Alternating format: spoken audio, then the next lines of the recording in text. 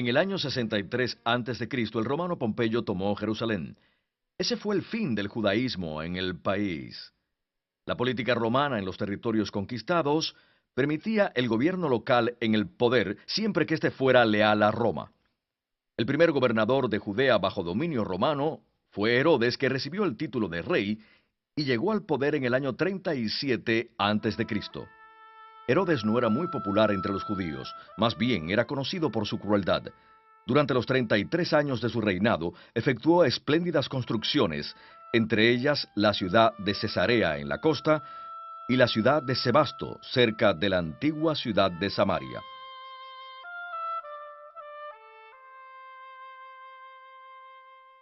Herodes le dedicó ambas ciudades al emperador Augusto. Construyó además muchas fortalezas en lugares estratégicos en todo el país. Entre ellas se encontraban los fuertes de Masada,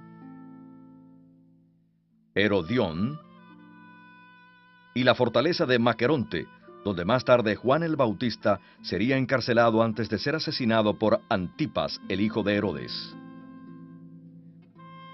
El más grande proyecto de construcción efectuado por Herodes fue la reconstrucción del Templo de Jerusalén, pues duplicó el tamaño de la plataforma donde aún estaba el antiguo templo y protegió el lado noroccidental de la plataforma con una fortaleza. Era allí donde el gobernador romano solía residir cuando subía de su residencia en Cesarea a Jerusalén. Tal vez fue aquí, en la llamada fortaleza de Antonia, donde Jesús compareció ante Poncio Pilato, el gobernador romano. Cuando Pablo fue arrestado, según Hechos 21, lo llevaron del templo a la fortaleza por unas escaleras.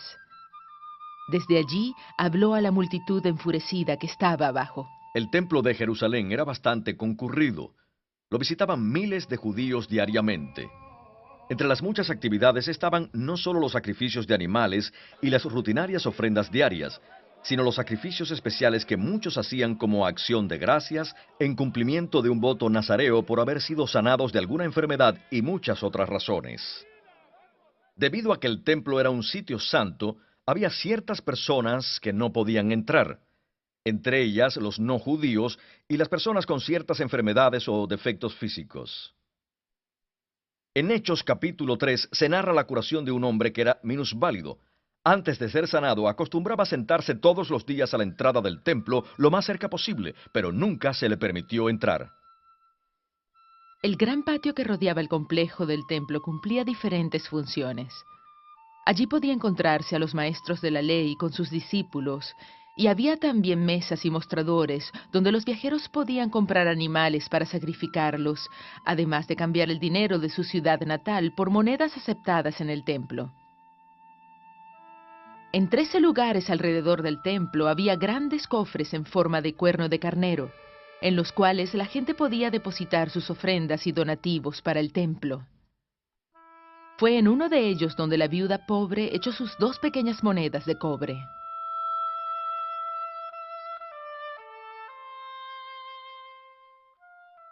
Los lados sureste y suroeste de la plataforma del templo alcanzaban los 70 metros por encima del nivel del terreno. Desde el lado suroeste, un sacerdote hacía sonar cada semana el shofar o cuerno de carnero para anunciar el principio y el final del día de reposo. Este sitio se conocía como el lugar donde se toca la trompeta. Tal vez fue también conocido como el pináculo del templo. El complejo del templo estaba controlado por el sumo sacerdote y los saduceos que eran de su partido. Al ayudante del sumo sacerdote lo llamaban segán, y una de sus obligaciones era la vigilancia del templo.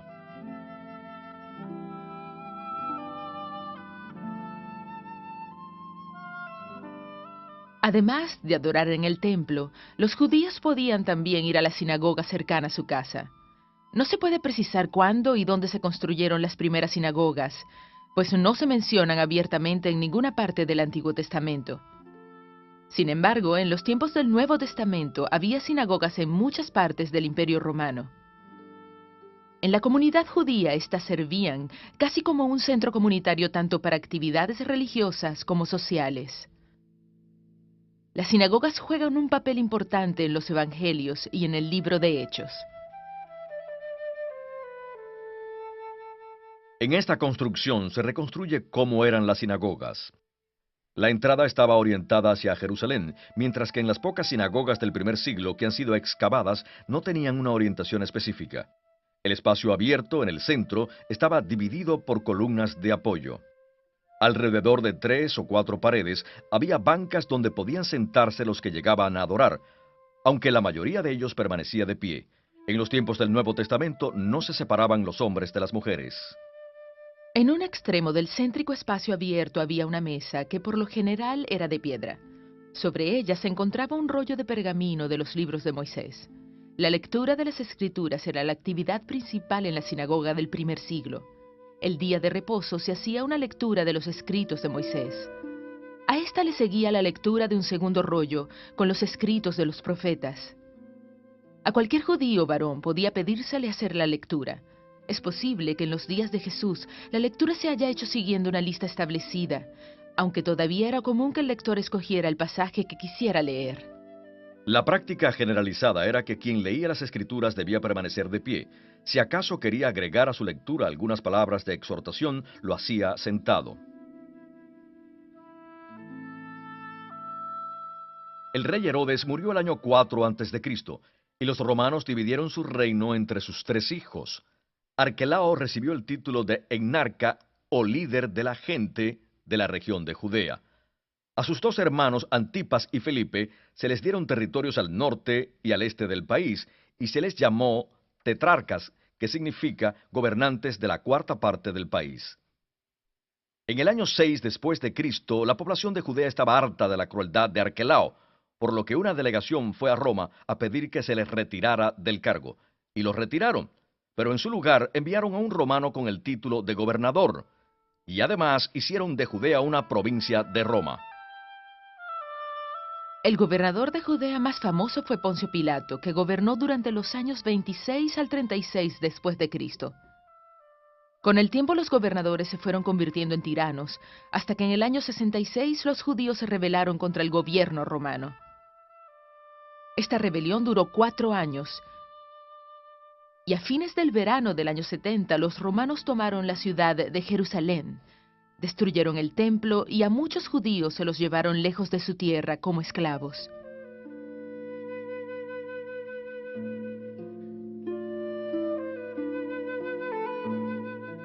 El ejército romano se dividía en legiones. Cada legión constaba de unos 5.000 soldados. En el tiempo del Nuevo Testamento había 4 legiones ubicadas en la provincia de Siria, de la cual Judea era parte. Cada legión estaba dividida en 10 cohortes, y cada cohorte tenía 6 centurias, de 80 hombres cada una. El jefe de una centuria se llamaba centurión. Algunos centuriones se mencionan en el Nuevo Testamento. El ejército romano podía usar su autoridad para hacer que una persona común prestara servicio de manera temporal. Este es el antecedente del dicho de Jesús: si alguien te obliga a ir 1 milla, anda con él 2 millas. Los soldados romanos ejercieron esta autoridad cuando obligaron a Simón de Cirene a cargar la cruz de Jesús hasta el lugar de su ejecución.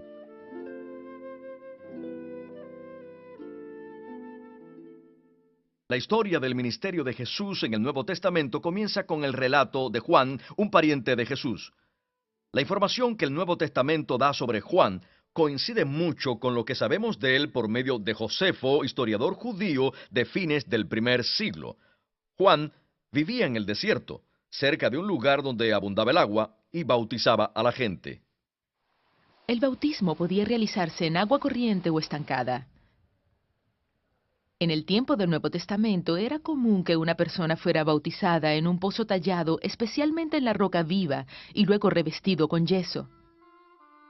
A esta clase de pozos se les llamaba mikveh. La práctica normal era que quien iba a bautizarse entrara al agua y se sumergiera en ella hasta quedar totalmente inmerso. Para que el bautismo fuera válido, era necesario que el agua entrara en contacto con cada parte del cuerpo. Por esta razón, se hacía sin ropas, ni joyas, ni cualquier otro objeto. Por la misma razón, la persona que bautizaba no debía tocar al bautizado, sino que era más bien como un observador, que normalmente no entraba en el agua.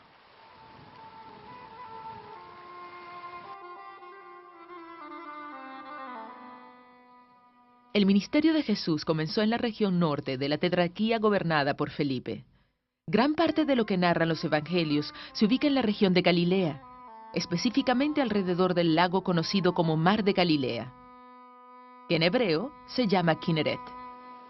A este lago lo alimenta el río Jordán, que fluye desde su origen en el norte, cerca del monte Hermón. El río abandona el lago y corre hacia el sur hasta llegar al Mar Muerto.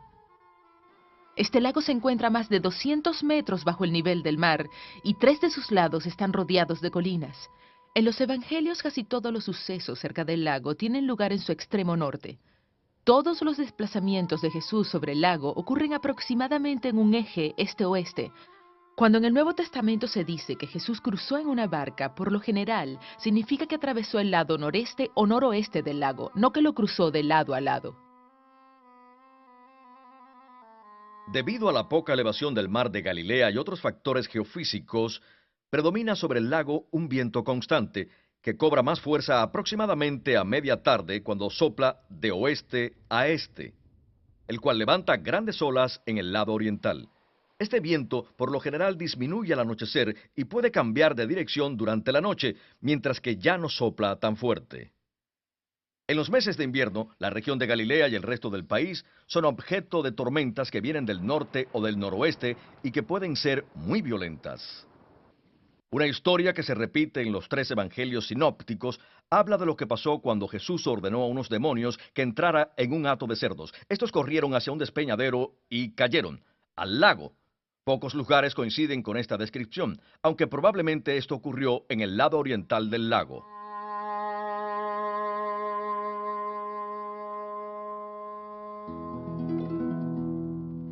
Poco después de que Jesús comenzó a predicar y a sanar a los enfermos, dejó su casa en Nazaret y se trasladó a Cafarnaúm, ciudad situada en la llamada Vía Maris o Camino del Mar, importante ruta comercial que partía de la costa mediterránea hasta Damasco. Esta se hallaba en la frontera política que separaba la tetrarquía de Galilea, gobernada por Herodes Antipas, de la de Gaulanitis, gobernada por su hermano Felipe. Por su ubicación, había en Cafarnaúm una aduana romana. Uno de los discípulos de Jesús, el recaudador de impuestos Mateo, probablemente trabajó allí. El pueblo también contaba con una pequeña guarnición militar acuartelada al este de la ciudad judía. Esta estaba comandada por un centurión que pudo ser uno de los mercenarios de Herodes Antipas. Las actividades de un recaudador de impuestos consistían en cobrar los aranceles a los comerciantes que viajaban por la Vía Maris, en cobrar los impuestos a los que pescaban en el mar de Galilea y en mantener el orden público. Cafarnaúm evidentemente era una ciudad pequeña, aunque lo bastante grande como para tener su propia sinagoga. Su población aproximada era de 1.000 o 1.500 personas y la mayoría vivía de la pesca en el lago.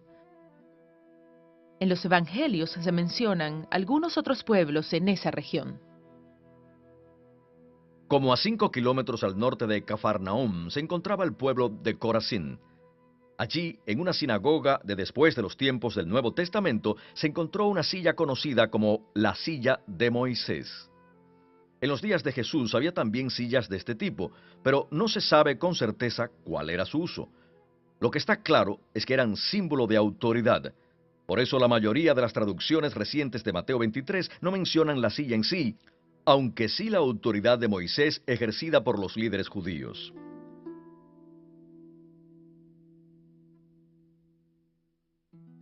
Betsaida fue el hogar de por lo menos 3 de los discípulos de Jesús. Su ubicación exacta es aún desconocida, pero no estaba lejos de Cafarnaúm en la costa norte del lago, y sus pobladores vivían de la pesca como los de Cafarnaúm.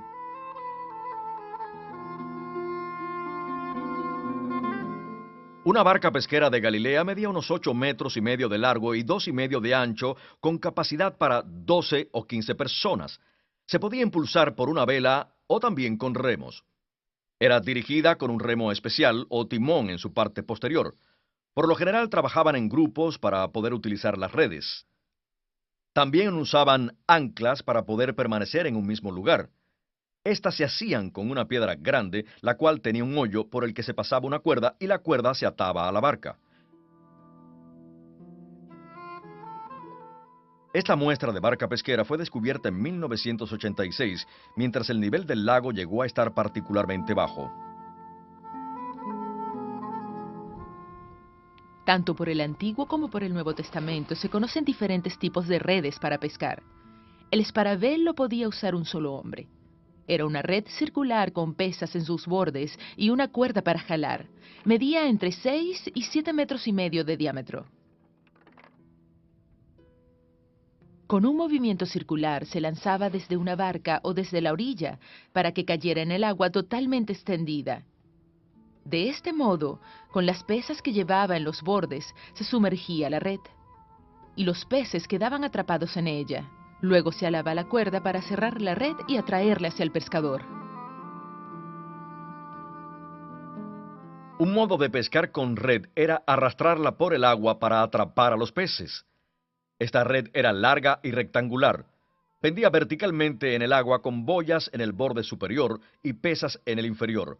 Varios hombres alaban la red desde la barca o desde la orilla, y cuando los bordes se acercaban hacia la barca o hacia la orilla, los peces quedaban atrapados dentro de la red. Esta red se menciona en Mateo 13 y en el Antiguo Testamento en los libros de Ezequiel y Habacuc. Un tercer tipo de red se menciona en Job y en Eclesiastés, igual que en los evangelios sinópticos. Esta consistía en 3 redes unidas en capas. Una era una malla más fina y quedaba entre las otras 2 más gruesas.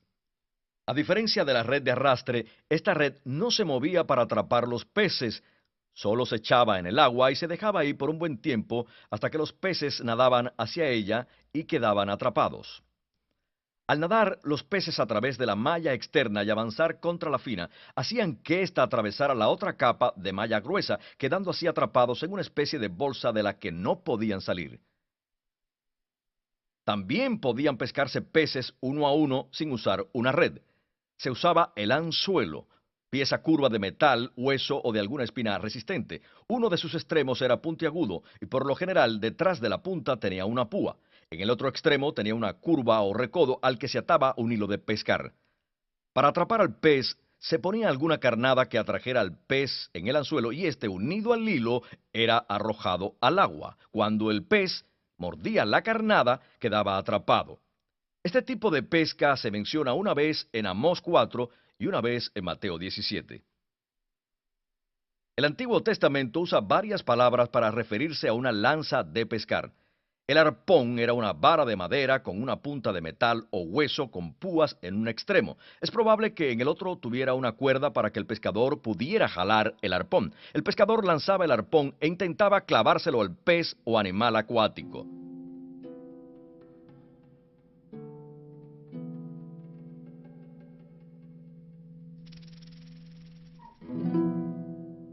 Nazaret, la ciudad donde creció Jesús, se encontraba también en la región de Galilea. Si bien el griego del Nuevo Testamento siempre llama ciudad a Nazaret y nunca aldea, es un hecho que no era un lugar muy importante. Sus pobladores se dedicaban a la agricultura y a los oficios artesanales, uno de los cuales era el trabajo en materiales de construcción como madera y piedra. Según los evangelios, este era el oficio de José y tal vez también el de Jesús. Séforis, una ciudad importante de Galilea, se encontraba cerca de Nazaret. Después de que esta ciudad fue destruida, Herodes Antipas decidió reconstruirla en el año 3 a.C. Posiblemente José habrá optado por llevar a María y a Jesús a vivir cerca de esta potencial fuente de trabajo. La región de Galilea estaba dividida en la Alta y la Baja Galilea. La Alta Galilea incluía la ciudad de Paneas, también llamada Cesarea de Filipo. Felipe, hijo de Herodes el Grande, la hizo capital de su tetrarquía y la nombró así en honor al emperador romano. Cesarea se encontraba al pie del monte Hermón, que puede haber sido el monte alto en donde Jesús se transfiguró. Aquí también nace el río Jordán.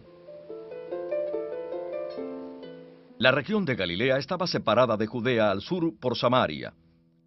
Debido a que los judíos y los samaritanos no tenían buenas relaciones, cuando los judíos viajaban entre Galilea y Judea, por lo general seguían el camino real al este del río Jordán.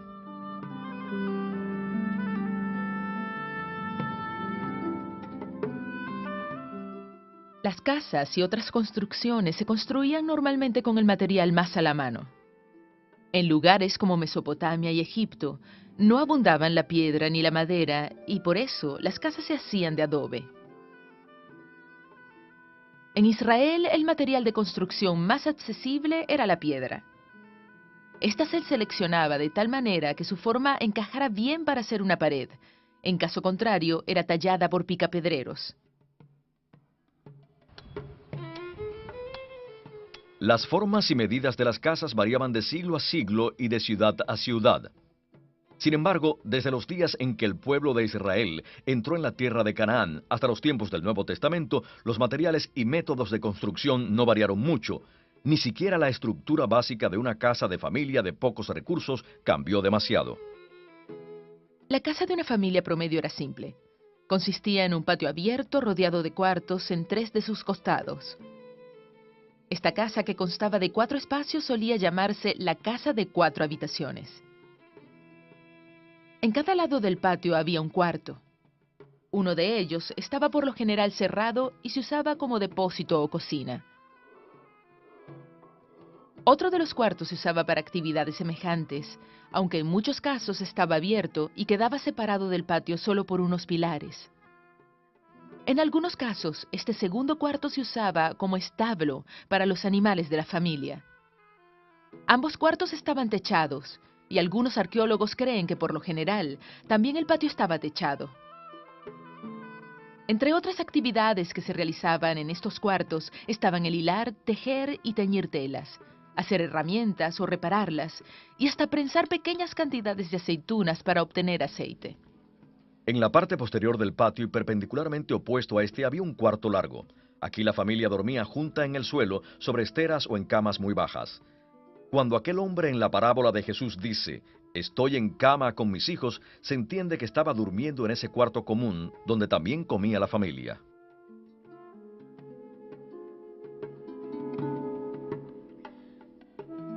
En los tiempos bíblicos, la gente comía 2 veces al día, una vez en la mañana y una en la noche, después de la jornada de trabajo. La comida se servía en platos grandes, sobre un tapete en el suelo, y los comensales se sentaban alrededor de él. Hay además referencias en la Biblia de gente sentada a la mesa para comer, en su mayoría, gente adinerada. La palabra hebrea para mesa originalmente se refiere a un tapete de paja o a una piel de animal tendida en el suelo. Aunque hubiera una mesa, esta era simplemente un tapete elevado.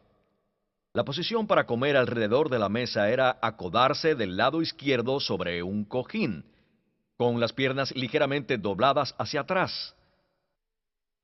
En cierta ocasión en que Jesús estaba a la mesa, una mujer se le acercó por detrás y ungió sus pies. Desde esta misma posición, Juan reclinó su cabeza sobre el pecho de Jesús para hablarle. En la parábola de Lázaro y el hombre rico, Jesús dice que Lázaro fue llevado por los ángeles al seno de Abraham. Esto puede referirse a un simbólico banquete mesiánico, donde Lázaro ocupa el lugar de honor a la derecha de Abraham. En los tiempos bíblicos, la gente no usaba cubiertos como tenedores, cucharas o cuchillos para comer. Simplemente usaban las manos. Era práctica común partir un pedazo de pan y remojarlo en algún alimento o usarlo para tomar algún otro alimento.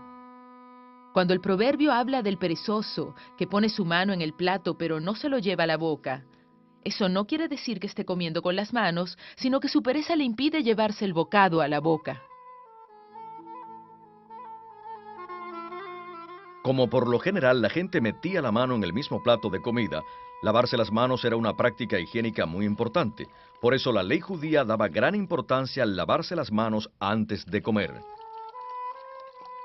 En una casa promedio, la comida se ponía en fuentes o tazones de barro. Las tazas también se hacían de arcilla, pero había familias que llegaban a tener tazas y otros utensilios hechos de piedra, los cuales no se rompían fácilmente y se podían hervir para purificarlos si algo impuro llegaba a tocarlos. Este lujo de tener utensilios de metal o de vidrio solo podía dárselo un rico. Algunas veces se usaban también envases de piedra para almacenar agua. En el relato del Evangelio de Juan acerca de las bodas de Caná, el agua estaba almacenada en grandes recipientes de piedra. Durante el día, el dormitorio comedor se iluminaba solo por la luz que entraba por la puerta o por las pequeñas ventanas, y por la noche se iluminaba con lámparas de aceite que podían ser de diferentes formas. Básicamente, la idea era la de tener una vasija abierta o cerrada con aceite de oliva, donde se colocaba una mecha de tela en el aceite y se encendía para dar luz. Por lo general, las paredes interiores y exteriores de la casa se recubrían con yeso. Esto evitaba que penetraran el aire o la lluvia o algunos insectos y animales pequeños. Aquí podemos ver cómo se construían las paredes. Primero tenían una capa de piedra y después las cubrían con barro, una mezcla de tierra y agua. Por fuera, como recibían el calor del sol, le aplicaban una o dos capas de yeso, el cual era más suave. En algunas casas estas capas de yeso se pintaban o se decoraban. El piso de una casa sencilla era generalmente de tierra apisonada, que por supuesto podía ablandarse debido a que la gente entraba y salía. Cuando la tierra así ablandada no se humedecía ni se volvía a apisonar, creaba una capa de polvo en el piso. En una de sus parábolas Jesús habla de una mujer que perdió una moneda en su casa. Y es que en un piso con tierra suelta fácilmente podía perderse una moneda. Para encontrar su moneda, la mujer tomó una escoba y barrió el piso. Una casa familiar usualmente tenía un piso, aunque algunas veces tenía más de uno. El techo de las casas era plano, y en la parte exterior normalmente había escaleras que conducían a la azotea. Muchas de las actividades se realizaban en la azotea. Allí dormían en tiempos de calor, o almacenaban granos y otros productos, o se sentaban a conversar con el fresco de la tarde. El techo tenía tres capas. Primero se ponían vigas de pared a pared, luego por encima, en forma transversal, ponían palos o cañas, como se ven en este caso, muy unidas unas a otras, como pueden ustedes ver. Encima de eso ponían una capa de tierra, la cual se apisonaba con un pesado rodillo de piedra. Algunas casas cubrían además la tierra con una capa de lajas. Cuando bajaron al hombre del techo de una casa para que Jesús lo sanara en Cafarnaúm, seguramente dañaron bastante el techo y probablemente echaron bastante tierra sobre Jesús y los que allí estaban con él. La capa de tierra sobre el techo era ideal para que las semillas llevadas por el aire cayeran y echaran raíces. Dado que la tierra era poco profunda, el pasto y la cizaña crecían rápidamente. Por la exposición al sol, el pasto pronto se secaba y moría. En algunas partes de la Biblia se compara a las personas malvadas con el pasto en la azotea. Aunque parezcan prosperar, serán juzgadas por Dios. La puerta de la casa era de madera, lo mismo que sus bisagras. Y podía asegurarse de dos maneras. La más común y segura era trancarla por dentro con una barra de madera o de metal. Aunque ya en aquellos tiempos la gente hacía también cerrojos de madera para sus puertas y las llaves podían ser de madera o de metal.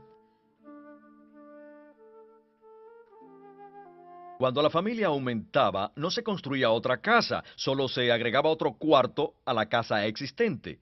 Cuando un hijo se casaba, construían uno o dos cuartos más y llevaba a su esposa a vivir con su familia. Con el tiempo, la casa se convertía en un conjunto de varios cuartos pequeños.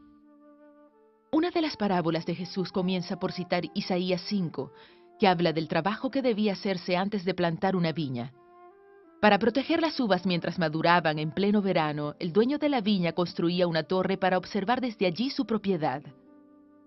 Cuando las uvas estaban listas para la cosecha, lo más conveniente era exprimirlas cerca de la viña. Las uvas se pisaban sobre una superficie plana, y de allí el mosto corría hacia una cuba. Para hacer esto había que aplanar la superficie y tallar la cuba en la roca.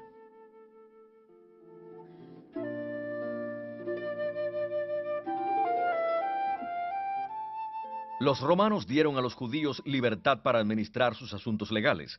La Corte Suprema judía en los días del Nuevo Testamento era el Sanedrín, que se componía de un total de 70 miembros, además del sumo sacerdote que presidía las audiencias.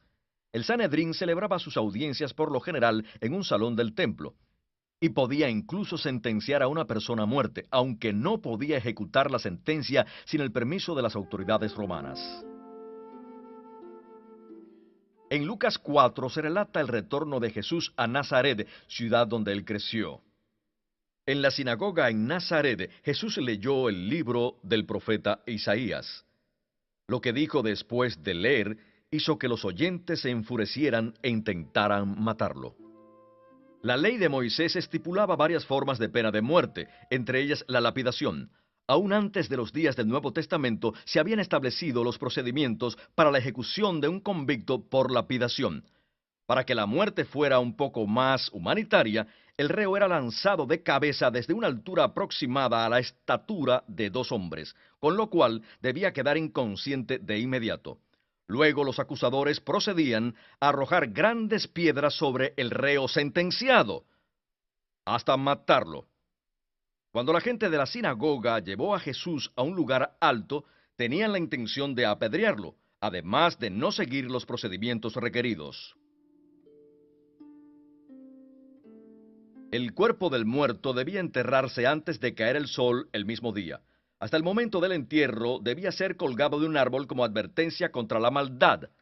Esto es lo que significa el versículo en Deuteronomio: maldito es aquel que es colgado. En los rollos del Mar Muerto, este mismo versículo se refiere a la muerte por crucifixión. La crucifixión era una pena de muerte en la que el acusado era clavado o atado a un árbol o palo, del cual quedaba colgado hasta morir. Era conocida y practicada por muchas culturas, mucho antes de los días del Nuevo Testamento. Tal vez los romanos adoptaron esta práctica de los cartagineses en el norte de África. La ejecución a menudo se realizaba sobre una cruz hecha de madera. El palo vertical se fijaba de forma permanente al suelo, para lo que a veces se usaba un tocón de árbol. El madero horizontal lo llevaba el convicto hasta el lugar de la ejecución. Allí éste era puesto sobre el madero horizontal y clavado a éste por las muñecas. Luego se levantaba el travesaño con la víctima y se unía al palo vertical. A veces este tenía un pequeño punto de apoyo donde el condenado se sentaba. Después se clavaban las piernas unidas o una a cada lado del poste. Esta posición del ejecutado le dificultaba la respiración y el bombeo de la sangre, y normalmente moría por asfixia, aunque podía tardar varios días en morir. La víctima podía aliviar el dolor en la parte superior de su cuerpo, impulsándose hacia arriba con sus piernas, pero si éstas se le fracturaban, moría más rápido. Las fuentes judías hablan de que algunas mujeres de la nobleza en Jerusalén acudían a aliviar a los crucificados. Para disminuir el dolor, les daban una bebida drogada que embotaba los sentidos y disminuía el dolor.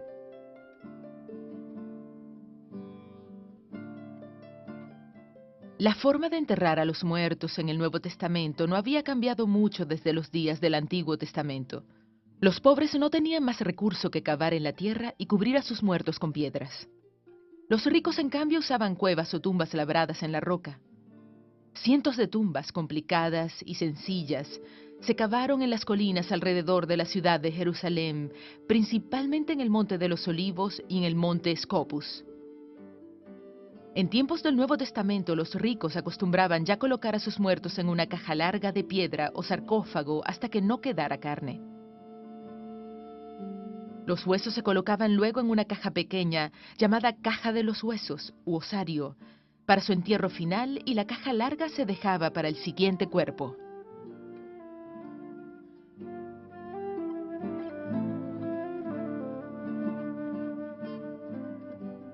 Hombres y mujeres usaban ropas parecidas y sueltas. Como ropa interior usaban una especie de camiseta llamada túnica, la cual podía ser de lana o lino y hasta de cuero. Llegaba hasta debajo de las rodillas y por lo general no tenían mangas. En la época de calor podía ser la única prenda que usaba la gente de menos recursos. Los soldados echaron suerte para ver quién se quedaba con la túnica de Jesús. Sobre la túnica, la gente usaba un manto. A los pobres no siempre les alcanzaba para tener uno. El manto era sostenido por un cinturón largo que se ataba a la cintura y lo mantenía en su lugar, evitando que estorbara. También podía servir como una especie de bolsillo para llevar pequeños objetos. La Biblia usa el cinturón como símbolo de estar preparado. El manto podía también usarse por la noche como cobertor. Por eso, la ley judía ordenaba que éste se le devolviera al dueño antes de la puesta del sol. Los judíos varones a veces usaban una prenda requerida por la ley de Moisés. Era como una manta rectangular que se llevaba al cuello. y en sus 4 esquinas tenía largos hilos o borlas azules, los cuales les recordaban los mandamientos de Dios. En Números 15 el requisito era ponerle borlas a una vestimenta normal, pero con el tiempo la costumbre cambió tanto que se convirtió en una vestimenta más parecida a los chales de otros pueblos. La mujer que sufría de flujo de sangre y que tocó el borde del manto de Jesús, lo que tal vez tocó fue una de estas borlas. Cuando un judío oraba, también ataba una pequeña caja de cuero a su frente y antebrazo. La caja contenía ciertos versos del Pentateuco. Era llamada filacteria o tefilín. Esta práctica era reflejo de una comprensión literal del mandato de Moisés, de atarse los mandamientos de Dios a la frente y al antebrazo. El calzado más común eran las sandalias, las cuales se hacían de un pedazo de cuero grueso o a veces de madera, con tiras de cuero alrededor del tobillo, y no se sujetaban con hebillas, se amarraban. En la cabeza los hombres usaban una especie de turbante, que era un chal largo enredado varias veces alrededor de la cabeza para protegerse del sol. Hasta los días del Nuevo Testamento no se consideraba un deber religioso que el hombre se cubriera la cabeza. Sin embargo, la mujer judía casada debía tener su cabello recogido y cubierto para no parecer atractiva a hombres que no fueran su esposo.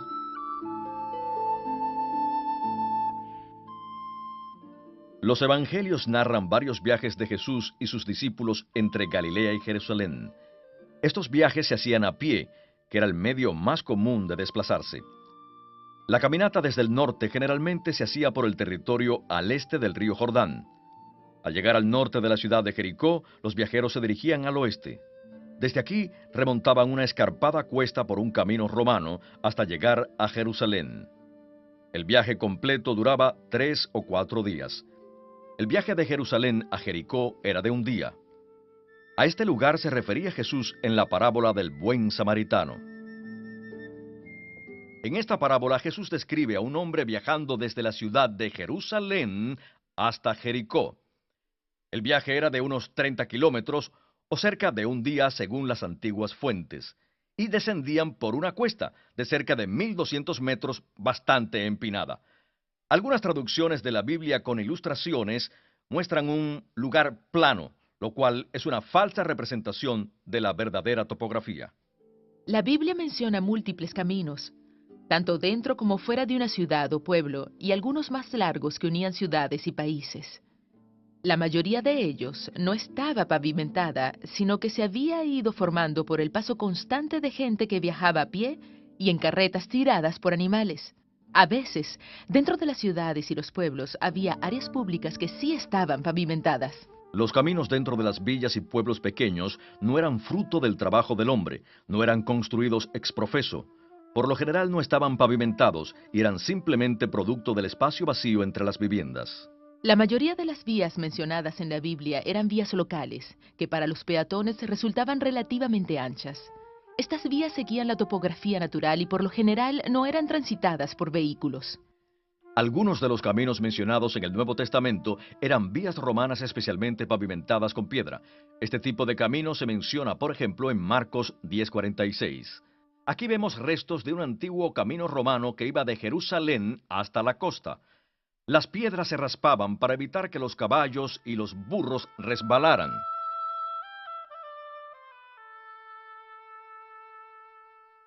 La ciudad de Jerusalén en los tiempos de Jesús contaba con unos 50,000 o 100,000 habitantes. La ciudad estaba rodeada por murallas. La estructura más sobresaliente era el templo que construyó Herodes, cuya plataforma abarcaba casi la cuarta parte del área de la ciudad. La ciudad original que David conquistó y expandió se encontraba al sur de la colina, donde posteriormente se construiría el templo. Con el paso de los siglos, se expandió hacia el oeste y un poco hacia el norte. Al este de la ciudad estaba el Monte de los Olivos, cuya extensión hacia el norte llamaban Monte Scopus. Este nombre tiene su origen en que desde allí se podía observar la luna nueva. El calendario judío se basa en el ciclo lunar y era fundamental la observación de esta para saber cuándo comenzaba el primer día del mes. Un observador designado para este fin vigilaba la aparición de la luna nueva y luego hacía una señal a un emisario del Sanedrín que esperaba en el monte del templo. Uno de los deberes del Sanedrín era el de anunciar el principio de un nuevo mes. Al pie del Monte de los Olivos había un valle conocido como Valle del Cedrón o de Josafat, donde estaba el jardín del lagar para aceite o Getsemaní. La noche en que Jesús fue arrestado, llevó a sus discípulos a este jardín, donde probablemente había muchos olivos. Las aldeas de Betania y Betfagé estaban ubicadas al sur del Monte de los Olivos. Jesús permaneció en casa de sus amigos en Betania una semana antes de ser crucificado. El primer capítulo del libro de los Hechos habla de la ascensión de Jesús al cielo desde el Monte de los Olivos.